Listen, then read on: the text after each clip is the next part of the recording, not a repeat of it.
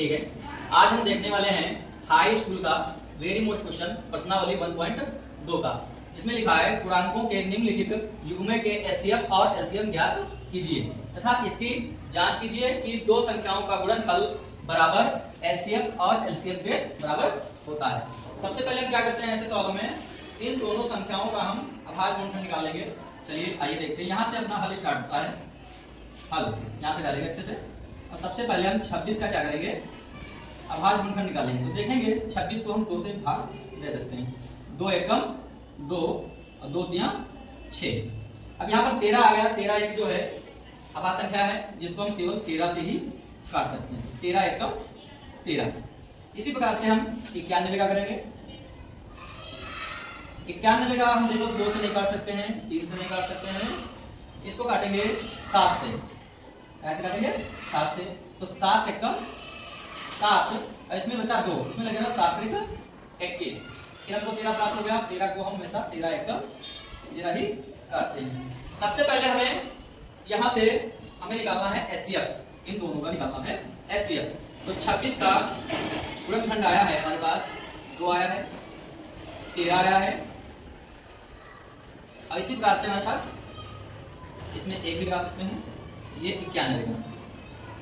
इसमें आया हमारे पास 7 आया है और 13 आया है और 1।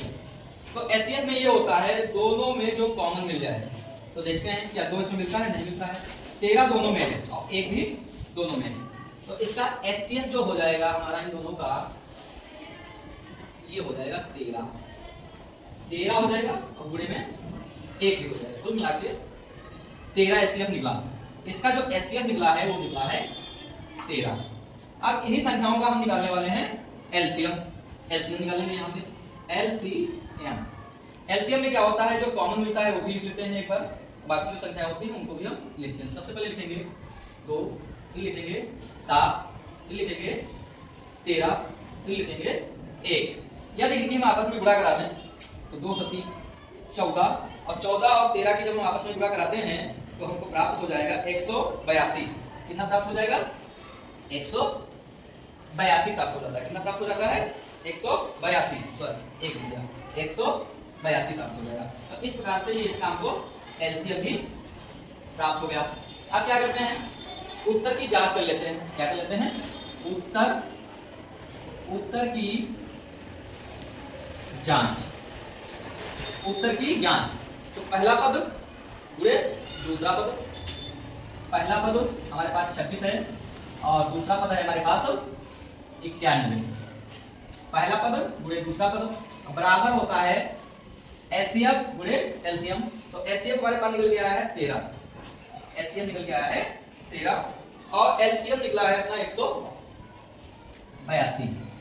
ठीक है, तो इन दोनों के हम आपस में क्या करेंगे, गुणा कर लेंगे। गुणा करके लिख सकते हैं, जिन बच्चों को नहीं आता है तो गुणा इस प्रकार से कर लेंगे, 91 ऊपर लिख लेंगे, 26 नीचे लिख लेंगे और इसकी हम यहाँ से गुणा कर लेते हैं। 6 कम 6 और 6 नाम 54। ठीक है, या 9 छक 54 भी पढ़ सकते हैं। ठीक है, अब एक और करते हैं, 2 एकम 2 और 2 नाम 18। इसको कर लेते हैं, जोड़ कर लेते हैं, तो ये 6 आ गया, ये भी 6 आ गया, ये 8 5 13 का 3 आ गया, 8 5 13 का 3 और यहाँ पे 2। तो इसका मतलब इधर आ गया है 23 66। इसका जो गुणा आया हो 23 66 हमको प्राप्त हुआ है। कितना प्राप्त हुआ है, 23 66 प्राप्त हो गया है। ठीक है, इधर का 23 66। अब हम क्या करेंगे, इन दोनों की भी गुणा इसी तरह से कर देंगे। यदि दोनों की वैल्यू सेम आ रही है, सेम का मतलब दोनों वैल्यू बराबर हैं, तो जो हमारे द्वारा लगाया गया सवाल है उत्तर की जांच इसकी हो जाती है। अब हम इसकी गुणा करेंगे, तो ऊपर लिखेंगे यहाँ पे बेटा 182 और गुणे में नीचे 13। चलो आ जाओ जल्दी से कर लेते हैं। 3 दूनी 6 और 3 और 8 24 का 4, इस पे हाथ से तुम्हारा आ गया 2, तो 3 एकम 3 और 3 और 2 5। एक इधर छोड़ देते हैं, तो यहाँ पर आएगा 1 गुना 2 आएगा और 1 8 8 आएगा, 1 एकम 1 आ जाएगा। ठीक है, अब इसको हम लोग क्या कर लेंगे, जोड़ लेंगे आसानी से। तो 6 हो गया और ये 6 हो गया। ठीक है, 8 5 13 का 3 और इसमें हासिल लग जाएगा 2। तो देखो 23 66 यहाँ भी आ गया, 23 66 23 66 यहाँ भी आ गया, तो यहाँ ये देखा जाता है, यहाँ से उत्तर की जांच हो गया है कि पहले पद का भी पूरा जो है 2366 आया है और एचसीएफ का भी 2366 आया है। इस प्रकार से ये हमारा सवाल पूरा लग गया है। आप यदि इस प्रकार से पूरा सवाल विधिवत पेपर में लगाते हैं तो आपको ये 3 नंबर प्राप्त हो जाएंगे या 2 नंबर का सवाल आता है। इस प्रकार से पूरा कर लेंगे रफली और अपना सवाल पूरा कंप्लीट कर लेंगे। ठीक है, अब इसी का क्वेश्चन पहला लग चुका है और दूसरा वाला देख रहे हैं। यहाँ पे लिखा है 510 और 92।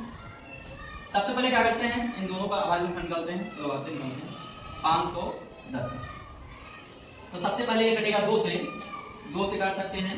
ठीक है, तो 2 एकम 2 दूनी जाएगा, 2 दूनी 4, इसका कहां से जाएगा, ये हो जाएगा और 2 पंचे 10, इसमें कहां से जाएगा 2 पंचे 10। अब यहां से देखते हैं कि ये जो है 2 से नहीं कटेगा। अब ये 2 से नहीं कटेगा तो इसको हम काट सकते हैं 3 से कटेगा, हाँ 3 से कट जाएगा तो 3 से काटते हैं तो 3 × 8 = 24 और 24 इसमें बचाएगा, क्या हम आगे लगा लेते हैं तो 3 बचे 15। अब देखते हैं क्या 3 से कटेगा, 3 × 6 नहीं कट रहा है तो इसका मतलब इसको हम काटेंगे 5 से, इसको काटेंगे 5 से, 5 एकम 5, इसमें बचा 3, इसमें लगाएंगे तो हो जाएगा 35, 5 × 7 35। अब हमारे पास एक संख्या आ गई 17, जो सभा संख्या है, इसको हम काटेंगे 17 एकम 17। ठीक है, इसी प्रकार से हम 92 को भी काट लेंगे। चलिए देखते हैं कैसे काटते हैं 92 को। सबसे पहले इसको हम काटेंगे 2 से, 2 चक्कू 8, इसमें हासिल गया 2 छन 12, फिर 2 से काटेंगे 2 दूनी 4 और 2 दूनी 6। ठीक है, अब हमको प्राप्त होगा 23। 23 जो भी क्या है, आवाज संख्या है जो स्वयं से कटती है और किसी के पहाड़े से नहीं कटती है। 23 एकम 23। फिर उसी प्रकार से हम क्या करेंगे, इन दोनों संख्याओं का हम एचसीएफ निकालेंगे। क्या निकालेंगे, एचसीएफ। सबसे पहले गुणनखंड लेते हैं। सबसे पहले 510 के जो गुणनखंड हमारे पास निकल के आए हैं, 510 के गुणनखंड 2 आया है हमारे पास, 3 निकल के आया है, 5 निकल के आया है और 17 निकल के आया है और 8 भी हम लिख सकते हैं और चाहे ना भी लिखो तो कोई बात नहीं है। और 92 का भी लिखेंगे। 92 का है 2 × 2 × 23।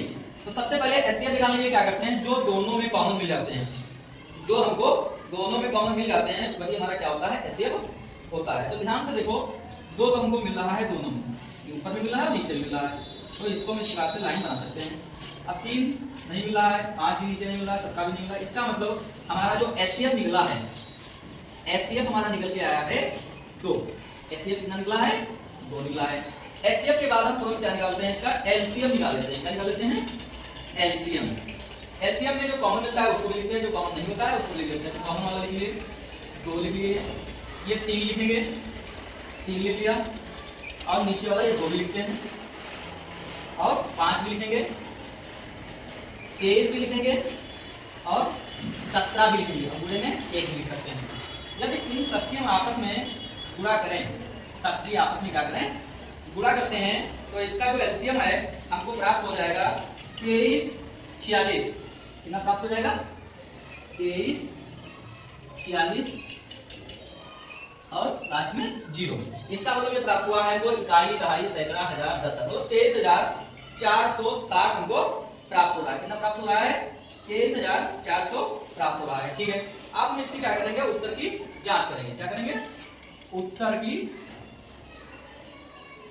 जांच करेंगे। क्या करेंगे, उत्तर की जांच कर लेंगे। चाहो तो इसको बॉक्स में बंद कर दो, नाम लिख करें तो उसको बता देना। उत्तर की जांच करना है। पहला पद यहाँ पे कितना है हमारा, 510 और दूसरा पद है 92 बराबर एचसीएफ गुणे एलसीएम। तो एचसीएफ हमारे पास है 2 और एलसीएम है 23,460। 23,460 ये लिखा हुआ नीचे 23,460। अब क्या करते हैं, इधर बाएं पक्ष की गुणा कर लेते हैं, इधर दाएं पक्ष की गुणा कर लेते हैं।